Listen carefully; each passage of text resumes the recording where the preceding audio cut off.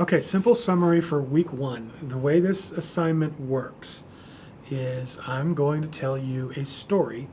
I'm going to try to keep it short. That's why I don't have multiple images up here. I just have the one picture of the depiction of the assassination of Abraham Lincoln behind me. I'm going to tell you a very basic version of the story.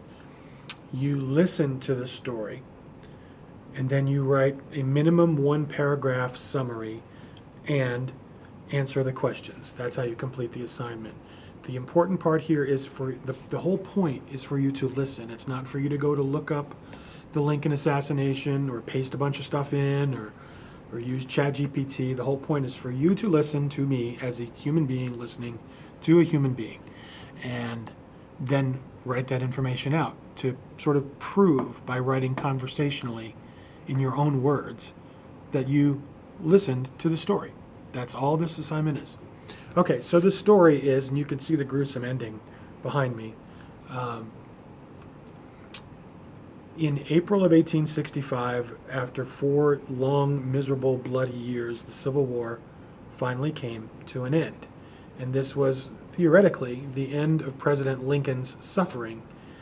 He had worried about the future of the United States for every moment of those 4 years and had suffered and had been at the telegraph office, at the War Department late at night waiting for dispatches from the front. On the morning of April 14th, 1865, which was a Good Friday, Lincoln seemed to be in a better mood than he had been. He seemed a little less stressed and glum and depressed about the state of affairs. And that afternoon, he went for a carriage ride with his wife, Mary Todd Lincoln, and he spoke to her in a way that he had not in a few years. He said that, we need to try to be happy again, and was in a better mood. And Mrs. Lincoln said, "I've not seen you act like this in a long time." And he said, "Well, it's well that I should act this way because I consider today the day that the war has ended." And they rode in peace and quiet, and they talked about what they wanted to do over the next few years while Lincoln was president. They talked about where they wanted to live when his term in office was over. He mentioned wanting to travel overseas and visit Israel, which he referred to as the Holy Land, and just had a pleasant afternoon. This was in marked contrast to his moods over the previous few weeks, where he had even apparently dreamed of his own assassination. This is an oft-told story, and people doubt it, but it's pretty well sourced that he told friends, including his wife, that he had a dream in which inside the dream, he got up and walked downstairs in the White House and saw a coffin laying in the East Room of the White House. And he asked the guard there who it was, and the guard said, again, within the dream, the president. He was killed by an assassin. And so that's a bit spooky. Lincoln didn't believe in anything necessarily obviously supernatural that he knew he was going to be assassinated, but he did know that a lot of people would like to kill him, and that apparently there had been attempts on his life already, but he did not live in fear, and he often declined proper protection, unwisely, obviously, as it turned out. He had a single Washington police officer with him on the night that he went to the theater, and that officer was known to be, well, one of the worst officers in the police force, who had been written up for leaving his post, had been written up for sleeping on post, and wasn't there to help President Lincoln that night. He actually didn't even really want to go to the theater that night. He typically enjoyed it as a break from his stress, but with his stress lifted because the war was over, he's like, well, I don't really feel like going. But he went because it had been advertised that he was going to be there, and he didn't want to disappoint anybody.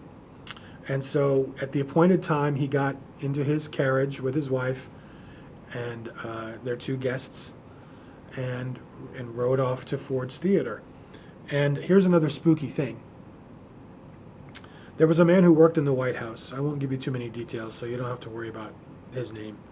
Uh, who, to whom Lincoln routinely wished good night.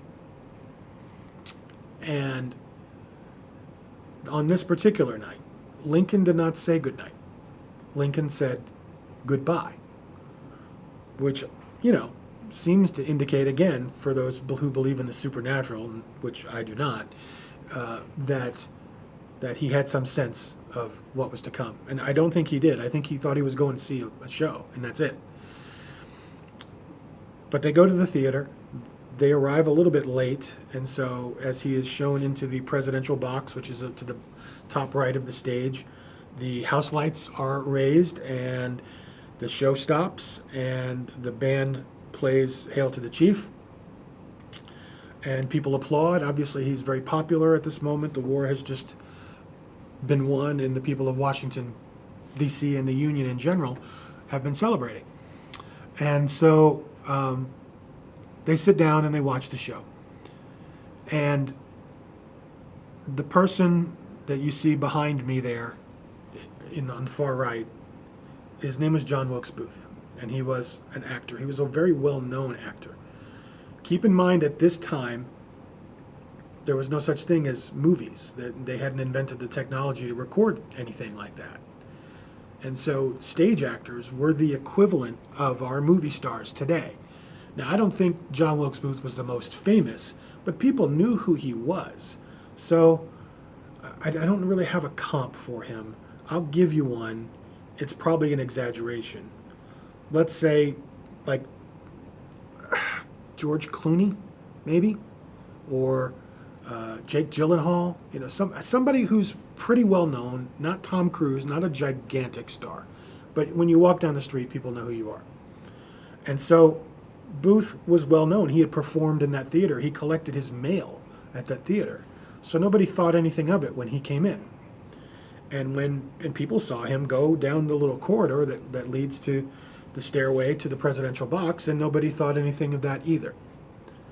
However, there was supposed to be a guard there, a man named William Parker, this police officer that I mentioned before, and he was not there. Where was he? Nobody knows for sure. Some people say that he left his post because Lincoln was like, oh, you can go, don't worry about it, and he decided to go sit in the audience and watch the show. That's entirely possible. Lincoln was commonly like, you're good, you can go. He may have been at a tavern next door drinking. We don't know, and we probably never will. But he wasn't there. And so Booth, who hated Lincoln, Booth was a Southern sympathizer who thought Lincoln was this dictator who should be done away with,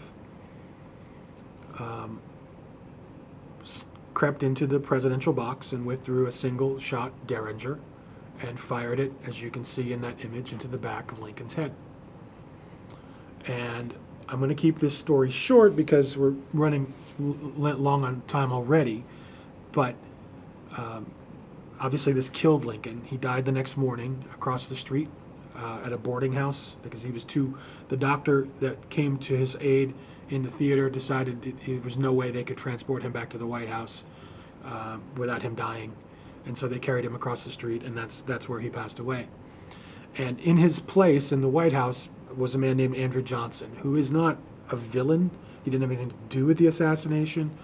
But to replace Abraham Lincoln with Andrew Johnson is like, how can I say this? It's like replacing